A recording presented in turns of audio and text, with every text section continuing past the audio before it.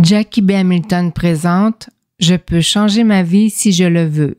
Vouloir, c'est pouvoir ». Lorsque nous apprenons à demander, nous apprenons à recevoir. Introduction. Dans la plupart des situations que nous sommes appelés à vivre, le vouloir est un outil puissant. Il déroule le tapis pour introduire le pouvoir. Le vouloir nous confère ce pouvoir d'attraction qui fait monter en nous une résonance. Celle-ci part instantanément à la recherche de ce qui lui correspond. Comme deux métronomes qui cherchent à se synchroniser, ce que nous désirons et l'objet de notre désir se mettent en action pour créer cette rencontre magique. Plus nous voulons quelque chose avec conviction et motivation, plus nous vibrons de façon intense, continue, claire et précise, plus l'énergie autour de nous travaille à le manifester. Comme je le dis souvent, l'univers se met à conspirer pour notre plus grand bonheur. Toutefois, soyons aussi conscients que cette loi agit de la même manière pour les émotions dites négatives. C'est le même phénomène, la même règle. C'est pourquoi il est primordial de toujours porter attention à la façon dont nous vibrons, créons notre vie, c'est-à-dire aux pensées et émotions que nous entretenons. Apprenons à mettre le focus sur ce que nous voulons être, vivre, expérimenter, posséder et non l'inverse. D'ailleurs, l'inverse existe seulement pour nous permettre de dresser de nouvelles listes de souhaits. Nous sommes les créateurs de notre expérience, ne l'oublions pas. Notre monde intérieur crée notre monde extérieur. Nous ne pouvons plus nier le fait que nos états d'âme, qu'ils soient passagers ou permanents, ont un impact direct sur notre vie. Sommes-nous des personnes particulièrement enjouées ou plutôt anxieuses et taciturnes? Cultivons-nous la gratitude ou sommes-nous plutôt, la plupart du temps, aigris et frustrés? Sommes-nous à l'aise dans ce corps qui est notre véhicule terrestre ou nous sentons-nous prisonniers de celui-ci ou encore limités par cette faible estime qui nous empêche de prendre notre place? Notre personnalité, comment nous agissons et réagissons en général, s'est construite à partir de notre vécu, particulièrement de ce que nous avons expérimenté au cours de l'enfance et qui nous a marqués. En fait, lorsque nous arrivons dans le monde des adultes, nous voyons littéralement la vie à travers les lunettes de nos parents ou de ceux qui nous ont élevés. Certains d'entre nous seront dociles et soumis toute leur vie aux enseignements qu'ils ont reçus de leurs parents, d'autres les remettront en question, se révolteront ou feront le nécessaire pour se sortir de ce monde étroit et limité dans lequel ils ont grandi. Nous sommes tous le fruit des expériences de notre enfance et pour la majorité, nous avons une estime à rebâtir parce que nous avons grandi dans un milieu qui nous a privés de l'essentiel, le respect et l'amour. C'est pourquoi il est juste de dire que notre monde intérieur, ce que nous pensons de la vie, des gens, de nous, participe à la création de notre monde extérieur. Trouvons-nous que la vie est généreuse avec nous, que nos interactions sont fluides et faciles, ou nous sentons-nous plutôt persécutés, incompris, rejetés? Je le répète encore, notre monde intérieur, ce que nous pensons de la vie, des gens, de nous, participe à la création de notre monde extérieur. Si nous en avons assez de vivre dans ce monde extérieur qui ne nous convient pas, c'est à l'intérieur qu'il faudra faire le ménage. C'est à l'intérieur que se trouvent les réponses à nos questions, c'est à l'intérieur que nous pourrons découvrir qui nous sommes vraiment et ainsi apprendre à mieux prendre soin de notre chemin de vie. La notion de responsabilité. La vie n'est parfaite pour personne. Ôtons-nous tout de suite cette idée de la tête. Ce que nous voyons, ce que nous percevons, est souvent loin d'être la réalité. Et une autre vérité, c'est que nous sommes 100% responsables de ce qui nous arrive et de ce qui ne nous arrive pas. Cela nous réconforterait probablement de penser que nous n'y sommes pour rien dans tous nos déboires, mais il suffit de creuser un peu, de remonter le long de la ficelle pour nous apercevoir que, quelque part, au cours du processus, nous avons fait quelque chose qui a initié le mouvement ou nous n'avons rien fait pour l'en empêcher. La vie simple et facile que nous imaginons que les autres vivent, elle n'existe pas. Oui, bien sûr, il y a des gens qui semblent surfer sur une vague beaucoup plus favorable que la nôtre, mais tout s'explique. La notion de « béni des dieux » et de « damné », c'est nous-mêmes qui la créons. Rien n'est vraiment jamais tout à fait décidé à l'avance, ou si nous pensons vraiment que ça l'est, tout peut être reprogrammé en cours de route. Il suffit d'abord de le vouloir. Nous avons et aurons toujours le libre arbitre dans la vie. Peu importe à quel point nous sommes convaincus que la terre entière est contre nous.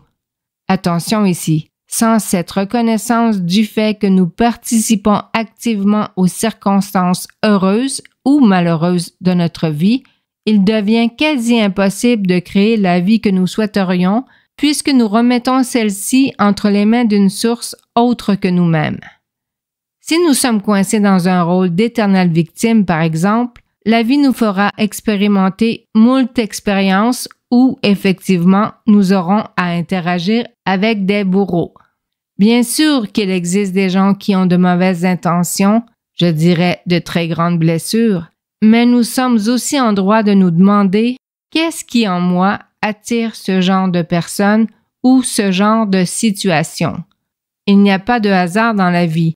Simplement des rencontres pour nous faire voir ce que nous avons besoin de comprendre pour évoluer. Une de mes dernières relations amoureuses a été une grande source de souffrance, mais également une grande source d'enseignement. Ce partenaire m'a permis de constater tout ce qui en moi n'était pas guéri. Ainsi, désormais, si une personne me parle de son ex en mettant l'emphase sur tout ce qu'il lui a fait vivre, mon réflexe est d'inviter celle-ci à prendre sa part de blâme, sa part de responsabilité et d'arrêter de parler et d'agir en victime. Ça ne fait pas le bonheur de tous, j'en conviens.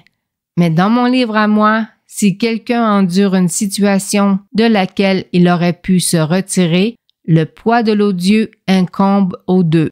Et c'est ce qui m'est arrivé avec cette relation houleuse.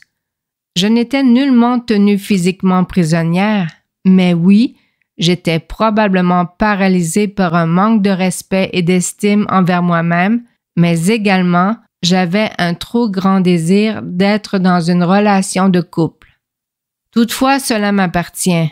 Si je fais le choix de rester et de subir, je suis autant responsable de ce qui se passe que mon persécuteur. Bien sûr, il y a des circonstances atténuantes, mais n'essayons pas d'en trouver pour nous déculpabiliser et nous déresponsabiliser. Cela ne nous aidera pas. C'est le même principe pour toutes les sphères de notre vie. Si notre patron nous fait la vie dure, si nos conditions de travail sont atroces, si nos parents ou nos enfants nous traitent comme de la merde, à partir de l'instant où nous avons le choix de régler ceci ou de nous en éloigner et que nous ne le faisons pas, nous perdons le droit de nous plaindre. Nous pensons souvent qu'il est plus facile de rester dans une situation qui ne nous convient pas que de la quitter, mais la seule différence se trouve dans la durée et l'intensité de la souffrance. Si nous restons, peut-être que la douleur sera moins intense, mais nous l'expérimenterons sur une plus longue période. Si nous partons, oui, ça nous déstabilisera, mais nous finirons par vivre un apaisement, par voir la lumière au bout du tunnel. Et surtout, cela nous rendra très fiers. Trouvons donc le courage de nous responsabiliser et de choisir l'option qui sera la plus bénéfique pour nous sur le long terme. Notre plus grande source d'insatisfaction. Même si parfois nous avons l'impression que c'est toute notre vie qui part à la dérive, il reste que le déséquilibre provient souvent d'une seule grande insatisfaction qui, à la longue, en vient à affecter l'ensemble de notre existence. Lorsque le sentiment de frustration, de honte, de culpabilité, de tristesse ou d'anxiété devient important, il a immanquablement un impact sur toutes les sphères de notre vie, finances, relations, travail, santé. Si, par exemple, nous sommes dans une situation financière précaire ou éprouvons des ennuis de santé, cela peut nous envahir complètement, nous empêcher de dormir et affecter notre humeur à la maison et au travail. En réalité, n'importe quel déséquilibre qui nous habite en permanence finit par créer des dommages collatéraux.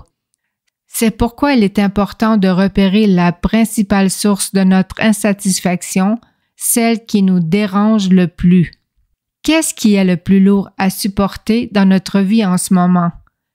Qu'est-ce qui nous donne l'impression que, si c'était réglé, nous serions soulagés d'un grand poids? Quelle situation nous vide de notre énergie, nous plonge constamment dans des émotions de basse fréquence, colère, peur, honte, culpabilité, tristesse? Ne craignons pas de regarder la vérité en face, et ce même si nous nous sentons coupables de nous plaindre, puisque parfois, vu de l'extérieur, notre vie semble tellement parfaite, alors qu'il y a tout de même des zones d'ombre. Le bonheur ne se trouve pas toujours dans les biens matériels, dans la réussite professionnelle ou dans la vie de famille. Parfois, nous sentons que nous passons à côté de quelque chose d'important parce que nous ne nous sommes pas permis d'être ou de faire ce que nous aurions véritablement aimé. Et cette chose que nous nous sommes refusés revient nous hanter encore et encore, preuve finalement qu'elle demande à faire partie de notre expérience de vie. Nous n'y pouvons rien si notre âme a envie d'expérimenter autre chose et qu'elle vient frapper à la porte pour nous le signifier. Soyons bons, soyons indulgents envers nous-mêmes. Essayons de comprendre d'abord pourquoi et ensuite nous pourrons décider si nous nous lançons dans cette nouvelle aventure ou si nous mettons sous clé ce désir. Il n'est pas toujours facile de savoir quelle est notre plus grande insatisfaction, étant donné que celle-ci a probablement engendré de nombreuses autres sources de désagréments au fil du temps. Mais nous pouvons tout de même commencer par ce que nous pensons être le plus pertinent, en y allant une bouchée à la fois, afin de voir comment se passe la digestion et également comment cela affecte les autres, car nous devons être conscients qu'à partir du moment où nous instaurons des changements dans notre vie, cela viendra immanquablement influencer ou modifier la vie des gens qui gravitent autour de nous. Si nous prenons de trop grosses bouchées, nous risquons de nous étouffer ou de nous donner la nausée, de tout régurgiter, et cela nous rendra craintifs, risquant même de nous donner envie d'abandonner et de revenir dans nos vieilles pantoufles. Le mot d'ordre est donc un changement à la fois. Nous nous trempons d'abord l'orteil dans l'eau du lac avant de décider si nous avons le courage et réellement l'envie d'y plonger. Toutefois, si nous sommes de nature plus audacieuse et pensons être parfaitement capables de gérer toutes les vagues que nos décisions soulèveront, alors oui, fonçons et ne regardons en arrière que pour nous féliciter du chemin parcouru. Afin de nous aider à repérer ce premier élément à changer dans notre vie, je partage ici une liste d'insatisfactions courantes. Peut-être que ces informations nous permettront de mieux déceler ce qui a besoin d'être corrigé en premier, ce qui a le plus d'impact sur notre capital bonheur. Nos interactions. Comment se portent nos relations? Romantiques, familiales, amicales, professionnelles? Est-ce que cette sphère nous procure du bonheur ou nous cause des maux de tête et de cœur? Si nous avions à nous prononcer sur le sujet, dirions-nous que dans la vie, nous sommes la personne qui fait subir aux autres ou celle qui, la plupart du temps, subit? Écrasons-nous les autres ou nous laissons-nous écraser? Au travail, dans notre couple, avec nos enfants, avons-nous toujours besoin de décider ou tentons-nous de composer avec les choix et décisions des autres? Nous avons tous quelque chose à améliorer. Soit nous sommes trop, soit nous ne sommes pas assez. Et c'est justement lorsque nous nous éloignons du centre que les problèmes commencent à émerger, pour nous comme pour ceux et celles qui ont des liens avec nous. C'est là que le niveau d'insatisfaction grandit. Alors, dans notre vie présentement, Pensons-nous que nous avons besoin de nous endurcir, de prendre notre place, de nous faire respecter ou de nous adoucir, de descendre de notre podium, de mieux considérer les sentiments des autres pour favoriser des relations plus saines et plus équitables? Avons-nous besoin de prendre plus de place ou serait-il souhaitable d'être moins présent dans nos interactions et ce afin de permettre à chacun d'occuper son propre espace? Sommes-nous du genre à collectionner les conflits ou à les éviter à tout prix au détriment du respect que nous devons avoir envers nous-mêmes et de notre propre droit de penser et d'exister? Pensons-nous que ce sont toujours les autres qui sont la cause de nos tracas ou avons-nous tendance à toujours prendre le blâme?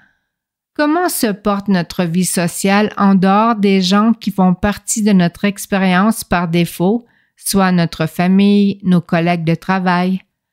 En avons-nous seulement une vie sociale ou avons-nous très peu d'amis, toujours les mêmes depuis longtemps? D'ailleurs, comment se fait-il que nous n'arrivions pas à ajouter de nouvelles relations à notre vie? Est-ce parce que nous sommes compliqués à vivre ou est-ce parce que nous manquons d'assurance pour aller vers les autres, pour nous intégrer? Qui, parmi les personnes que nous devons côtoyer régulièrement, semble créer un malaise en nous? Nous sommes-nous demandé pourquoi? Il y a là une information importante à connaître pour notre évolution, car ce qui vient nous chercher, ce qui nous dérange, est souvent en lien avec une blessure d'enfance, quelque chose qui ravive une humiliation, une injustice, une trahison, un rejet ou un abandon. Il arrive également qu'il soit souffrant de voir chez l'autre un comportement ou un schéma que nous avons nous-mêmes eu et avec lequel nous ne sommes pas en accord ni en paix. Par exemple, je réalise que je fais parfois preuve d'intransigeance envers les éternelles victimes parce que je reconnais là ce que j'ai été durant de longues années et il est difficile pour moi de me pardonner en réalisant toutes ces précieuses minutes de ma vie que j'ai perdues à rester dans cette énergie qui ne mène nulle part et qui nous enfonce toujours davantage. Un autre fait important à prendre en considération, lorsque nous cheminons, nous réalisons souvent en cours de route que certaines relations ne nous conviennent plus autant. Les personnes négatives, par exemple. Celles qui nous racontent leur drame en longueur de journée, sans ne jamais rien faire pour s'en sortir. Celles qui manquent de joie de vivre et qui, inconsciemment, nous amènent à déprimer avec elles. Celles qui manquent d'authenticité. Nous évoluons. Nous cherchons la lumière. Ainsi, tout ce qui nous ramène dans la noirceur crée en nous le réflexe de vouloir nous en éloigner. C'est tout à fait normal et cela fait partie du plan, du processus de changement. Notre monde extérieur est le reflet de notre monde intérieur, ne l'oublions pas. Nous changeons intérieurement et le paysage autour de nous change également. Réjouissons-nous, même si c'est parfois déstabilisant et inconfortable. L'univers fait du ménage. Il passe la serpillière et va même parfois jusque dans les recoins, là où nous avons refusé d'aller depuis l'enfance.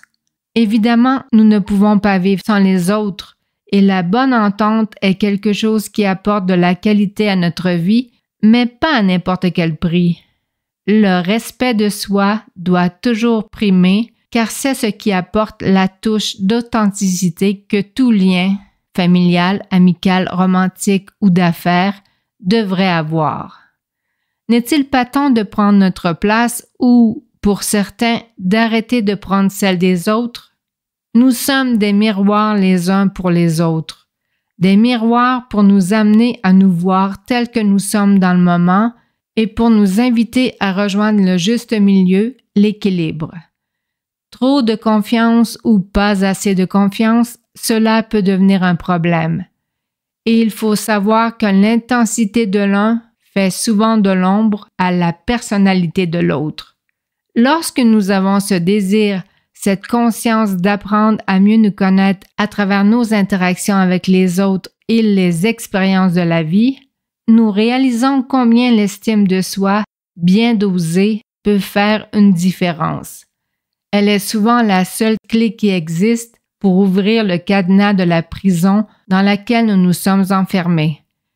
Lorsque nous nous attribuons de la valeur, sans surenchère, et que nous agissons en conséquence, nos interactions avec les autres ne sont plus une inquiétude ou une menace. Nous sommes capables de faire un pas de recul pour permettre à chacun d'exister et de progresser. Également, nous ne nous sentons plus obligés de sauver qui que ce soit au détriment de notre propre vie. Et la cerise sur le gâteau, lorsque nous arrivons à voir nos interactions difficiles comme des occasions de comprendre et de guérir nos propres blessures, nous avons presque envie de remercier nos bourreaux, puisque ces derniers ne sont en fin de compte que des messagers venus nous enseigner à mieux prendre soin de notre chemin de vie. Nos dépendances. Une dépendance a toujours un but précis, nous aider à nous sentir mieux, apaiser une souffrance, fuir une réalité. Elle nous donne l'impression d'alléger notre fardeau, de mettre notre vie misérable sur pause. Et évidemment, la dépendance est utilisée comme un moyen de nous récompenser pour toutes les vacheries, comme nous les appelons, et les injustices que la vie, la société, les autres nous font subir.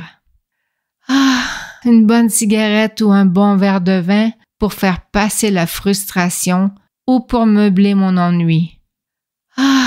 Un petit joint pour relaxer après une journée stressante. Un joli sac à main pour me faire oublier à quel point ma vie manque de magie. Mais retenons bien ceci, la dépendance est une fausse amie, une menteuse, une tricheuse, une traîtresse. Elle ne remplit jamais ses promesses. Au contraire, plus nous remettons notre vie entre ses mains, plus le problème et la souffrance s'accentuent en arrière-plan. Et le retour à la réalité est souvent extrêmement brutal. Alcool, cigarettes, drogue, médicaments, jeux, shopping, nourriture, sexe, boulot, chirurgie, gym, vélo, toute activité ou consommation dont nous ne pouvons plus nous passer pour être heureux est une dépendance, donc un ticket assuré pour un séjour en prison. Tout ce qui est fait avec excès et qui devient indispensable à notre vie pour nous permettre de fonctionner normalement est un gros panneau marqué « Attention ». Les gens qui sont les plus susceptibles de développer une dépendance sont souvent ceux qui ne sont pas à l'aise avec l'inconfort émotionnel. De ce fait, ils trouvent leur propre façon de gérer les situations. Nous devenons souvent dépendants parce que nous faisons une association positive avec certaines habitudes. Lorsque je fais ceci, ça m'est agréable, alors je veux reproduire cette sensation encore et encore, et ce sans me poser de questions sur les conséquences à long terme. C'est la quête du plaisir, du bien-être immédiat, et par conséquent, la fuite du réel problème. Nous fermons le volume de la radio pour ne pas entendre ce que l'inconfort essaie de nous dire, car oui, il y a un but, un dessein, une motivation qui a envie et besoin de s'exprimer à travers les émotions qui montent en nous, surtout les inconfortables. Les émotions sont des indicateurs essentiels de notre état intérieur, une jauge pour nous aider à reconsidérer la direction que prend notre vie. Si nous étions dans un avion et que nous constations que nous sommes en trop basse altitude, nous semblerait-il normal de vouloir fermer les yeux sur cette information importante et ainsi risquer de heurter le sommet d'une montagne? Bien sûr que non. Mais pourtant, c'est ce que nous faisons en voulant faire taire le malaise qui prend place en nous, et ce en recourant à des produits, à des habitudes qui veulent nous faire croire que tout va bien. Si nous pensons avoir développé une dépendance, posons-nous les bonnes questions. Soyons honnêtes. Comment cette dépendance a-t-elle commencé? Quel a été l'élément déclencheur? Le motif? Qu'est-ce que cette habitude veut apaiser, cacher ou remplacer? Comment cette dépendance affecte-t-elle désormais négativement ma vie? Par exemple, si au départ je constatais que la nourriture arrivait à combler mon ennui, maintenant que j'ai 50 livres en trop, je réalise que cette dépendance entraîne d'autres problèmes plus importants. Par exemple, si au départ je constatais que l'alcool pouvait m'aider à être plus sociable, maintenant que je passe mes soirées à boire tout seul à la maison, je réalise que cette dépendance entraîne d'autres problèmes plus importants. Par exemple, si au départ je constatais que de faire des achats ajoutait un peu de magie dans ma vie, maintenant que toutes mes cartes de crédit sont à leur limite, je réalise que cette dépendance entraîne d'autres problèmes plus importants. Voyez-vous où nos dépendances peuvent nous mener? À la destruction. Et pas seulement la nôtre, mais celle des gens qui font partie de notre vie également. Des pères de famille ont mis leur famille à la rue en jouant leur maison au poker. Petite anecdote. Je me souviens d'une personne sur un site de rencontre qui, visiblement, avait une dépendance aux randonnées pédestres. Oui, les dépendances peuvent être de tout ordre. Pour lui, c'était l'unique activité à faire à tous les week-ends de l'année et ses prochaines vacances estivales annuelles étaient déjà planifiées en ce sens et il avait tenu bon de valider si cela me convenait car c'était à prendre ou à laisser. D'ores et déjà, je pouvais sentir que cette activité était toute sa vie, qu'il n'y aurait visiblement pas de place pour autre chose. Juste à y penser, j'étouffe. Une fois de plus, je le redis, si ça devient essentiel au bien-être, au fonctionnement d'une personne, c'est que c'est devenu une dépendance et une dépendance sert à compenser ou à ignorer un malaise. Cette sacrée loyauté. Est-il possible que les décisions que nous avons prises dans la vie l'aient été dans le seul but de satisfaire un parent ou de ne pas perturber l'équilibre familial? Combien de gens choisissent de faire un métier qui ne les intéresse pas ou de se mettre en couple avec une personne qui ne leur convient pas, tout simplement pour faire plaisir ou pour acheter la paix? Et combien poursuivent une relation au-delà de ce qu'ils sont capables d'endurer au nom d'une certaine loyauté parce que, dans la famille, il ne se fait pas de divorcer? Même chose pour ceux et celles qui deviennent, bien malgré eux, des proches aidants. Parce qu'on leur a donné la vie, il leur apparaît normal de sacrifier celle-ci pour les autres. Nous ne devrions jamais accepter de faire ce genre de pacte ou de transaction, ou à tout le moins, nous devrions trouver le courage de réajuster le tir plus tard lorsque nous aurons pris quelques années et un peu de sagesse. Après tout, notre vie nous appartient. Que nous ayons 18 ans, 34 ans, 56 ans, elle nous appartient. Mais le problème, c'est que nous restons souvent des enfants aux yeux de nos parents. Ils nous traitent comme tels et nous acceptons de jouer le rôle. Pour ma part, à partir de l'instant où nous devenons nous-mêmes des parents ou en âge de l'être, notre lien avec notre famille devrait évoluer. Nous devrions prendre une certaine distance émotionnelle afin de créer notre propre environnement pour nos enfants et ainsi éviter de reproduire ce qui nous a déplu ou étouffé.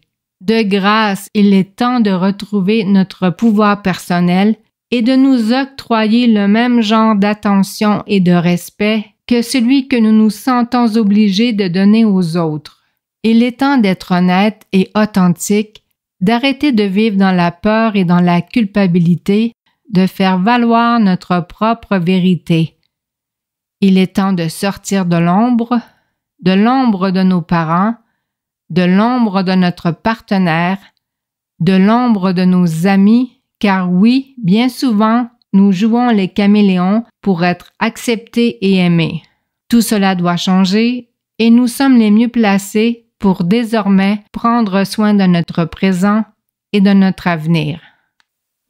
Notre manque d'audace. S'il est une chose qui diffère d'une personne à l'autre, c'est cette sacrée zone de confort. Ainsi, pour certains, il est facile de prendre la parole en public, facile de voyager tout seul, facile de gravir les échelons à une vitesse vertigineuse sans nécessairement posséder les études et les qualifications habituellement nécessaires. Et c'est là que nous voyons à quel point l'audace, la détermination, l'entêtement, le fait de sentir que l'on peut le faire, peut parfois changer notre vie du tout au tout ou donner une nouvelle couleur à celle-ci.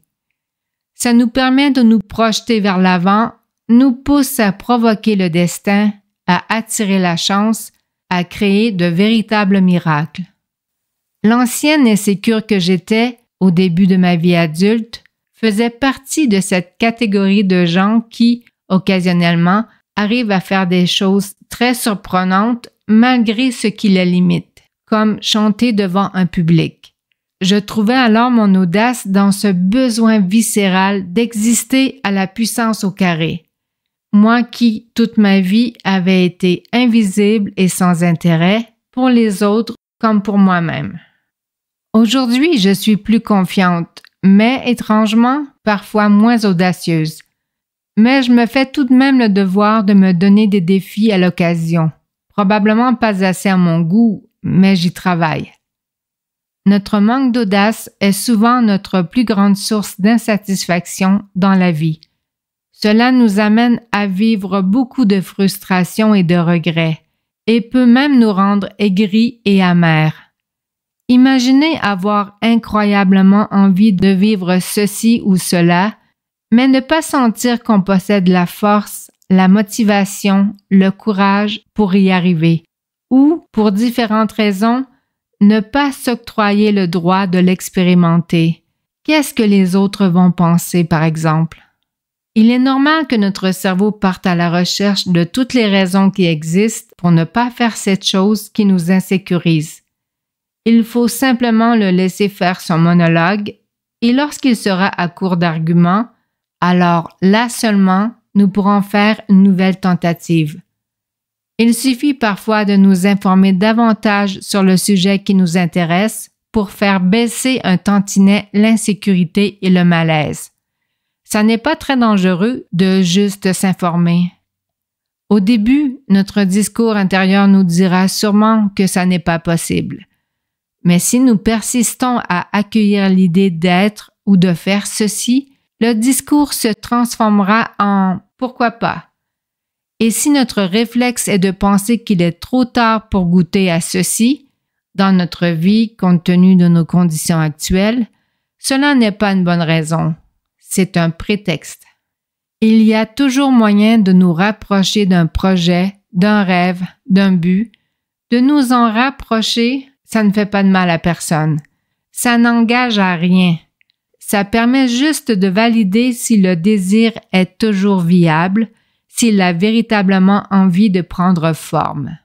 Par exemple, si nous avons toujours voulu devenir pilote d'avion et que cette alternative est humainement désormais impossible, nous pourrions à tout le moins travailler dans un aéroport. Si nous aimons peindre, mais pensons que nous n'avons pas vraiment d'avenir dans le domaine, peut-être que travailler dans une galerie et côtoyer d'autres artistes nous ferait le plus grand bien. Il y a toujours un moyen de ramener à la vie une passion oubliée ou refoulée. Nous ne pouvons pas tous être des vétérinaires, mais nous pouvons tous travailler dans un refuge pour animaux abandonnés. Surtout, ne cultivons pas les regrets, mais semons plutôt des graines de désir et entretenons celles-ci afin d'en récolter de magnifiques fruits. Notre vie ne doit pas être une longue suite de déceptions et de frustrations. Nous sommes les créateurs de notre propre destinée. Ne l'oublions pas. Chacun de nous a des talents, des passions, des rêves qui nous sont propres. Ne laissons pas les années passer sans au moins faire l'effort de goûter à ce qui nous rend vivants, à ce qui donne une signification à notre existence. L'audace, ça se pratique. Commençons par de petits défis, histoire de solidifier la corde du bungee pour le jour où nous serons prêts à faire le grand saut en toute confiance. L'envie et la jalousie. Il est fréquent de constater que, pour certaines personnes, ce qui les empêche de trouver la force de changer les aspects insatisfaisants de leur vie ou leur vie tout court, c'est cette envie qu'elles éprouvent envers ceux qui sont déjà en train de vivre la vie parfaite qu'elles espèrent. Elles se sentent anéanties, impuissantes et indignes d'obtenir ce qui semble si facile à obtenir pour les autres. Et paradoxalement, il y a la catégorie de ceux et celles pour qui l'envie et la jalousie deviennent le carburant qui les enflamme totalement, qui leur donne la motivation de faire pareil ou d'être mieux. Toutefois, malheureusement, cette motivation ne partant pas d'une noble intention, elle risque aussi d'avoir l'effet d'un boomerang. Que l'on parle d'envie ou de jalousie, cette irritation ou cette haine envers les plus privilégiés, chanceux ou fortunés, empêchera toujours nos fusées de désir de décoller. En réalité, nous en voulons aux autres d'avoir ce que nous n'avons pas parce que, premièrement, nous sommes coincés dans une perception selon laquelle nous ne le méritons pas, nous n'avons pas ce qu'il faut. Du coup, ce que nous vibrons est à la limite du désespoir. Et le désespoir n'attire jamais la prospérité, la chance ni le bonheur. C'est donc sur ces émotions intenses que nous devons travailler, car s'il est vrai que certaines personnes peuvent être très chanceuses dans la vie, nous ne pouvons pas affirmer qu'elles n'ont pas travaillé pour être ou obtenir ce qu'elles ont. Dès le départ, ces personnes analysent et réfléchissent probablement différemment de ceux et celles qui envient et jalousent. Elles ne perdent pas leur énergie à ce genre de choses. Elles utilisent celle-ci à créer leur propre vie de rêve. Elles émettent un désir, y croient, l'entretiennent, puis passent à l'action pour donner un coup de main à l'univers. Par la suite, elles assistent à la récolte avec satisfaction et gratitude. Cela n'a rien de magique, c'est ce qu'on appelle la loi de l'attraction. Une loi qui fonctionne pour tout le monde, il suffit de la comprendre et de la mettre en pratique. Occupons-nous de notre propre vie, et s'il s'avère que nous ayons à jeter un œil chez le voisin, que ce soit pour nous inspirer de son succès et non pour le mépriser. Rappelons-nous que si nous ne nous sentons pas méritants, l'univers nous fera vivre davantage de situations en lien avec cette impression que nous avons. Nous attirons ce qui correspond à nos pensées et émotions les plus vibrantes et les plus assidues. Soyons donc dans l'appréciation et dans la gratitude de ce qui se trouve déjà dans notre vie et l'univers sera alors bon et généreux avec nous. En mode observateur. Pour un processus de changement réussi, nous devons connaître et intégrer une notion très importante qui est le mode observateur. Pour ma part, il s'agit de quelque chose que j'expérimente chaque jour et je peux vous affirmer que c'est une aide précieuse qui me permet de me voir interagir avec les autres en temps réel et de savoir où je suis en faute et où je peux être fier de moi. S'observer soi-même. L'autre jour, j'étais en auto avec ma sœur qui, chaque fois qu'un nouveau morceau de musique de ma playlist jouait, essayait de reproduire la mélodie de façon inharmonieuse. Cela me dérangeait, m'agressait. J'avais envie de lui faire part de mon irritation, mais j'hésitais car je savais que cela sortirait probablement de manière maladroite. Il faut dire que depuis que je me donne le droit de m'exprimer sans censure, depuis que je ne suis plus une timide maladive, invisible et muette, j'avoue que parfois mes phrases manquent un peu de fioriture. Cela dit, j'ai décidé de passer en mode observateur. Mentalement, j'ai pris place sur le siège arrière de mon véhicule et je me suis mise à observer la scène, ma sœur qui massacre les jolies chansons de ma playlist et moi qui serre les dents. Je dois ici préciser que j'étais déjà passablement préoccupée par autre chose au moment de l'incident et donc déjà susceptible d'être plus réactive à mon environnement. Cette distance que j'ai prise m'a permis de me détacher émotionnellement. Et voilà que je me suis mise à voir la scène autrement. Ce n'était plus ma sœur qui me tapait sur les nerfs, mais ma sœur qui, comme une enfant de 5 ans, était enjouée et motivée par la balade en auto et ne faisait qu'exprimer sa joie en chantonnant. Vous vous doutez bien que cela a totalement changé ma réaction face à la chose, même si elle faussait toujours, et à la limite, cela m'a fait sourire. Voilà ce qui arrive lorsque nous adoptons le mode observateur pour évaluer les situations. Lorsque nous prenons de la hauteur comme un drone, le temps de nous dissocier de ce qui est en train de se passer pour regarder avec les yeux d'une tierce personne. Une tierce personne qui risque d'avoir un point de vue bien différent et qui saura apporter plus de douceur, de patience, de bienveillance et de sagesse à la réaction initiale qui voudrait s'installer. Le mode observateur fait appel à cette partie en nous qui sait plus que nous et qui sait mieux que nous ce qui est en train de se passer. Cette partie neutre, non teintée ni influencée par nos blessures, n'a pas besoin de gagner à tout prix pour se sentir d'une certaine valeur. Le mode observateur, c'est emprunter le chemin de la bienveillance, celui que nous avons ou devrions avoir pour nous-mêmes et celui qu'il est souhaitable d'avoir pour nos semblables et pour la création tout entière. Nous ne pouvons entreprendre une démarche de changement sans faire appel à l'observateur en nous. Notre allié, notre meilleur ami, notre plus fidèle enseignant. L'idée que nous nous faisons des autres. Cela m'amène à vous parler de ce qui se passe entre nos deux oreilles lorsque nous observons les autres. La caissière, le serveur, notre ami, notre superviseur. À chaque fois qu'une personne arrive dans notre champ de vision, nous la scannons. Nous analysons cette dernière.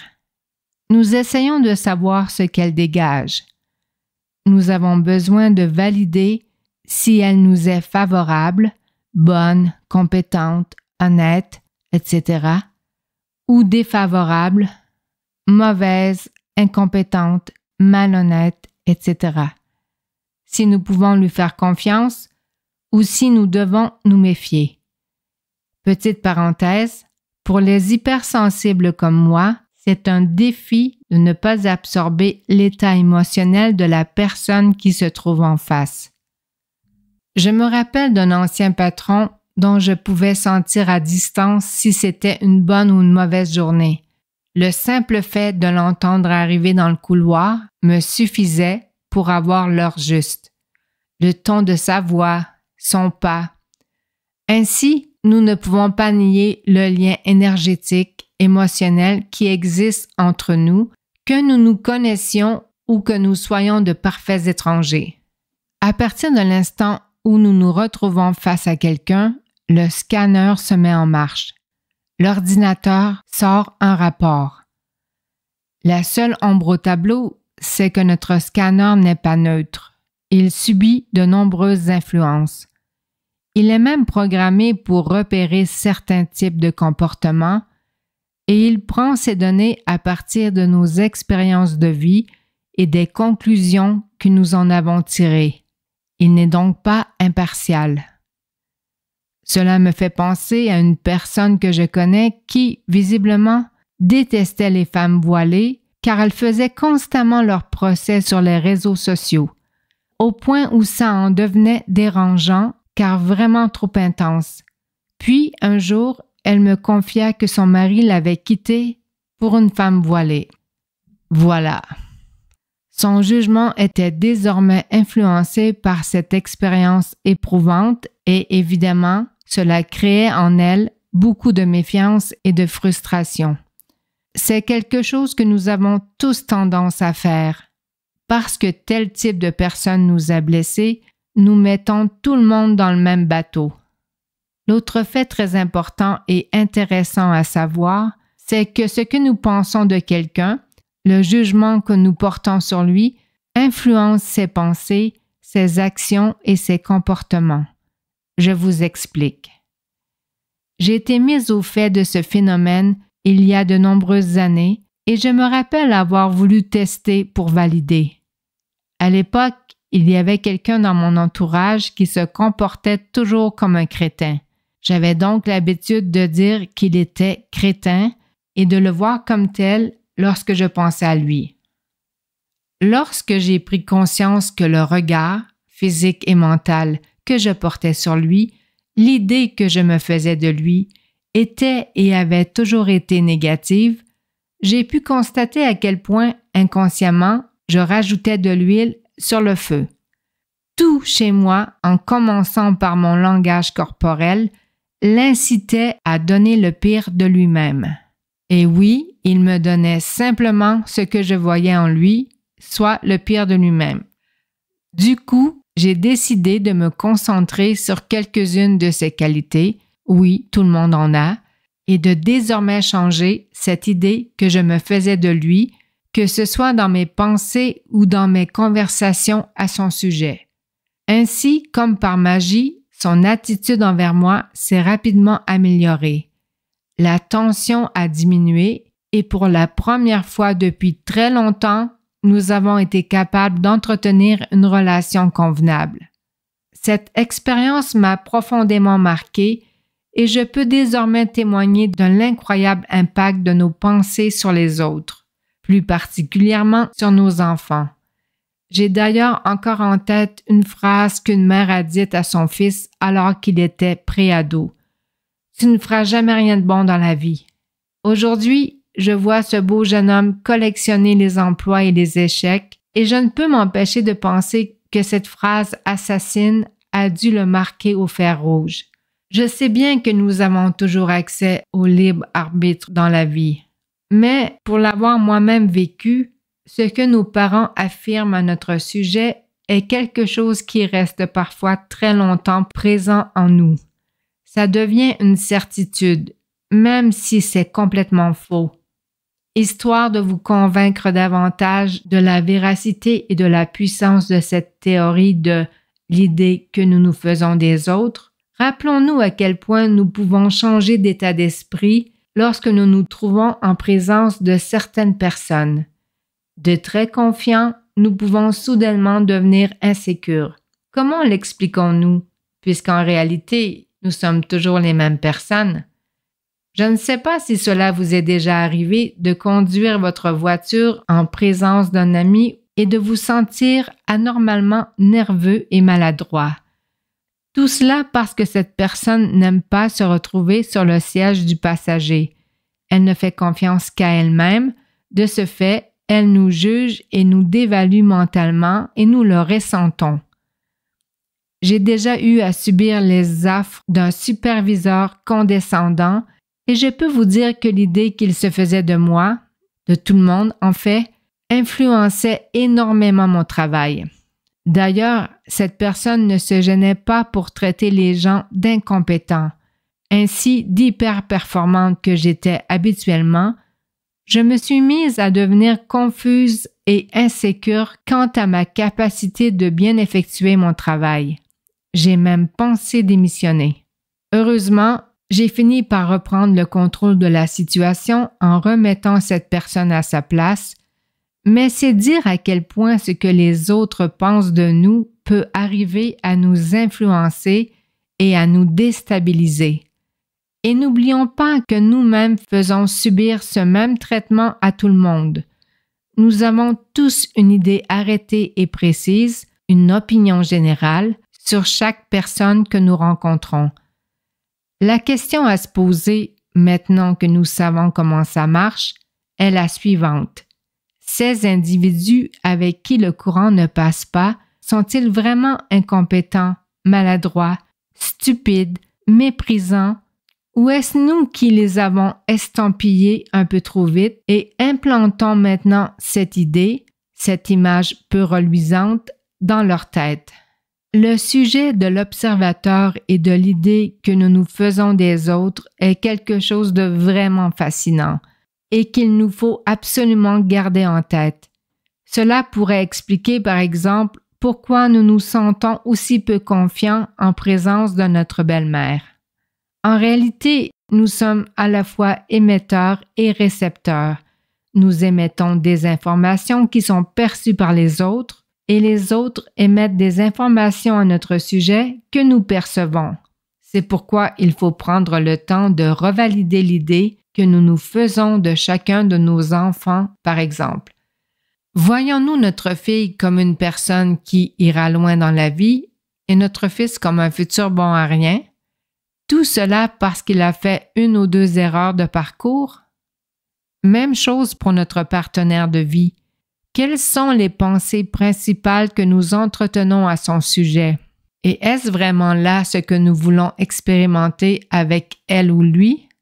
Focalisons sur tout ce que nous aimons de cette personne. Il y a fort à parier que tous ces petits travers iront en s'améliorant. Je ne sais pas si vous le réalisez, mais les pensées-émotions sont des outils puissants. Si nous nous en servons à bon escient, elles peuvent grandement nous aider à améliorer notre vie. En terminant, n'oublions pas de faire appel à notre observateur en toute occasion, de prendre le temps de nous tourner vers cette tierce personne pour nous demander pourquoi nous ressentons ce que nous ressentons et si ce que nous sommes sur le point de dire ou de faire est justifié. Notre observateur nous aidera à toujours prendre les bonnes décisions et à faire des choix judicieux. La recette. À partir du moment où nous désirons, souhaitons, espérons ou voulons quelque chose très fort, notre esprit se met naturellement à la recherche de moyens et de solutions pour nous rapprocher de ce but. Cela fonctionne ainsi pour tout le monde. Et si cela ne semble pas être notre cas, c'est probablement parce que nos périodes d'optimisme, d'espoir ou de motivation sont trop brèves. Car pour obtenir des résultats durables, certaines conditions doivent être réunies: structure, clarté, discipline et constance. Voilà les ingrédients qui feront lever le gâteau. Ça prend de la structure. L'ancienne moi refermait aussitôt les livres qui parlaient de structure, discipline et constance. Je vivais alors sur ma planète arc-en-ciel, dans l'attente d'une solution miracle qui me permettrait d'obtenir des résultats instantanés. En réalité, l'idée même de devoir suivre une structure m'étouffait. Et puis, un jour, j'en ai eu assez d'être malheureuse, alors je me suis lancée. J'ai décidé d'essayer cette recette. Et depuis, je peux affirmer qu'il n'y a rien de plus motivant ni de plus rassurant que de se donner les moyens réels d'atteindre ses objectifs. Je suis passée de celle qui procrastine à celle qui agit, qui avance et qui parvient désormais à matérialiser de belles choses dans sa vie. Et cela est tout simplement merveilleux. Aujourd'hui, je m'efforce toujours de franchir la ligne d'arrivée, peu importe si le résultat n'est pas exactement à la hauteur de mes aspirations. Je termine ce que j'entreprends, point final. Offrons-nous ce cadeau, celui d'expérimenter la sécurité qui naît du fait d'établir des règles et des paramètres clairs. Cela nous aide à ne plus nous éparpiller, à ne plus nous perdre en cours de route. Avoir de la structure, c'est goûter à un certain équilibre. Et contrairement à ce que l'on croit souvent, c'est justement devenir plus libre. Libre parce qu'on est enfin en contrôle de sa propre vie. Ça prend de la clarté. Pour arriver à changer une habitude, une attitude ou à attirer à nous de nouvelles conditions, nous devons avoir une idée précise du résultat que nous recherchons. Nous avons besoin de connaître à la fois notre point de départ et notre point d'arrivée. Lorsque notre tracé devient clair et précis, notre esprit se sent rassuré. Il peut alors se concentrer plus facilement sur la manifestation de son but. Le focus devient chose facile. Pour illustrer ceci, supposons que notre objectif soit de décrocher un nouveau job. Pour ce faire, nous passons donc une commande à l'univers. C'est comme si nous entrions dans un grand entrepôt et qu'un commis venait à notre rencontre pour prendre les informations. Évidemment, il nous demande d'être précis, de lui exposer clairement ce que nous souhaitons obtenir, mais principalement ce que cette chose nous apportera comme émotion, comme expérience. Lorsque nous formulons nos demandes, sur papier ou mentalement, misons toujours sur les bénéfices émotionnels. Comment souhaitons-nous nous sentir lorsque ce que nous désirons deviendra réalité? C'est tout ce qui compte. Les menus détails sont inutiles et à la limite, ils viennent parfois alourdir et embrouiller le processus de manifestation. En bout de ligne, c'est le bien-être éprouvé qui importe le plus, car tout ce que nous faisons et possédons dans la vie a pour but de nous amener à ressentir certaines émotions.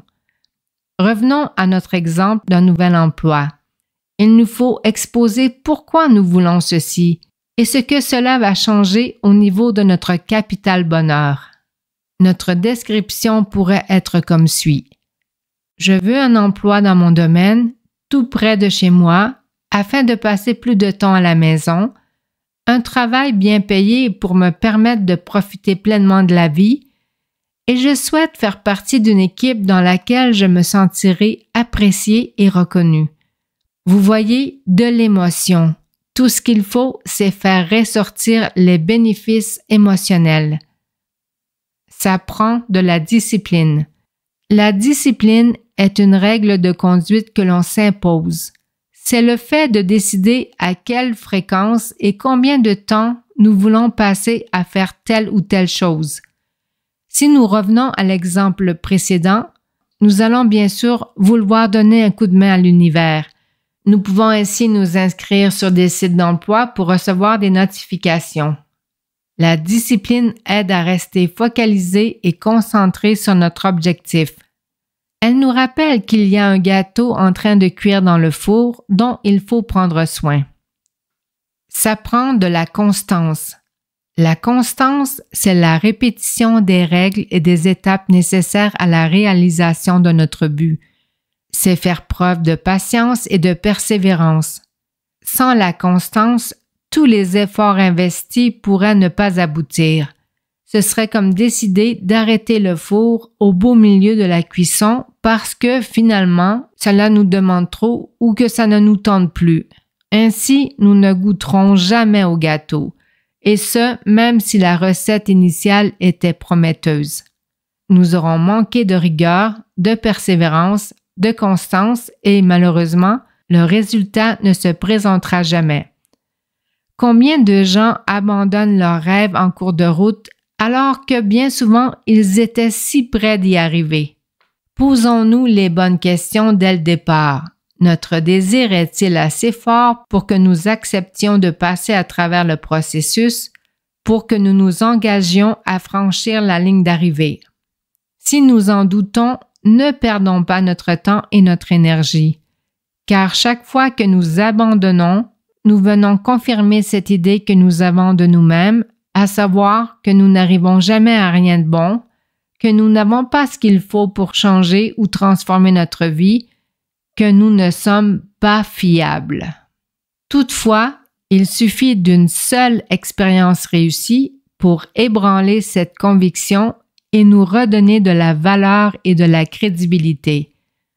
Faisons-nous ce cadeau de devenir les créateurs de notre propre destinée.